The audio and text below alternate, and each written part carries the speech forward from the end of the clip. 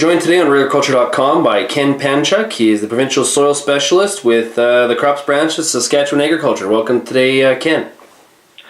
Good morning. Ken, obviously it definitely appears that the 2011 season is going to be we're off to a bit of a challenging start. What do you see as some of the main challenges?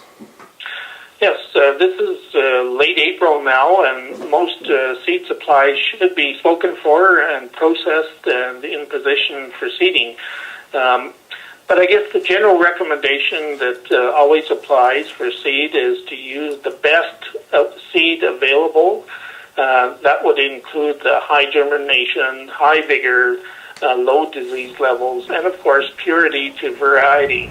When you get those descriptions, you'll notice that it's really describing certified seed. And in the case of canola, because canola is now a special case, where seed instructions are now provided on the seed label when you buy your canola seed, because we've got hybrids and specialty canola varieties. So always read and follow the label directions and instructions for seeding canola. So with the weather that we have or some of the challenges we have, does seeding by 1,000 kernel weight become even more important? Yes, seeding by 1,000 seed weight is very critical. But more importantly, we need to look at the quality characteristics and why all the fuss about seeding quality for the 2011 crop.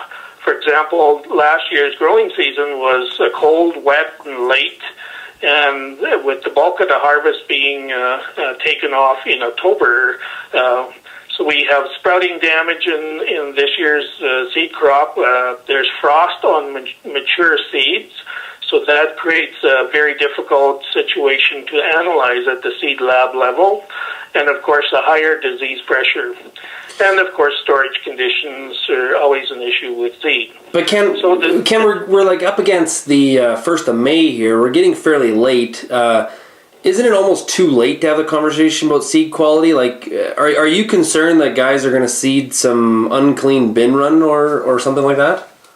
Well, the concern is not that there's going to be some issues about seed quality right now. It's just a reminder, because what's happening, we're delayed now into seeding the 2011 crop. The soil temperatures we know are going to be cooler than normal. And that brings around the issue of crop switching at the last minute, as well as switching to some earlier maturing varieties. And what I was getting at here is that we already have our seeding intentions and seeding plans in place, but we need to have Plan B in place. And Plan B may mean some crop switching and switching to some earlier maturing varieties. And the question is, maybe you haven't had the germination test done on these lots of seed, and now would be the time to work on Plan B? Well, and maybe even Plan C in some cases, no? That's correct. So if you have seed lots of varieties that are earlier maturing and some crop switching that may go on in the coming weeks, now would be the time to call up the seed lab and do a germination test, even on lots of seeds that you may not be using, and hopefully we don't have to use them, but to have that plan in place so that you don't accidentally have to use lots that have no germ test on. So at minimum, we're saying that we should have at least a home germination test conducted on seed that you may have to use later on this spring. But Ken, based on the harvest that we had last in 2010, do you really believe that? Because there's been germ issues all winter with a lot of the cereal crops, even crops like wheat. Do you think that people are brave enough to actually put seed in the ground that doesn't have a germ test? Well, I would hope that that's not going to happen. But as we get into spring, there may be some crop switching, variety switching at the last minute. because we're running out of time. And once the farmers go to the field, they'll be extremely busy and not have a chance to get some of this done. So over the next week to 10 days, or maybe even a little longer, as we're waiting to get into the field, you could do some of this Plan B or backup plan for your seed sources should you need them later on this spring. But if you don't need them. Yeah, sorry, go ahead. And if you don't need them, then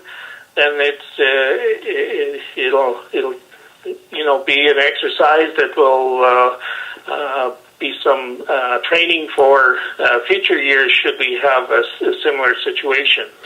You're probably better off to stick with your original plan that was seed that had been tested and had a good quality, maybe a longer season, but you're probably better off to stick with that than you are to play roulette and seed a shorter season variety that you have no idea what the quality analysis is.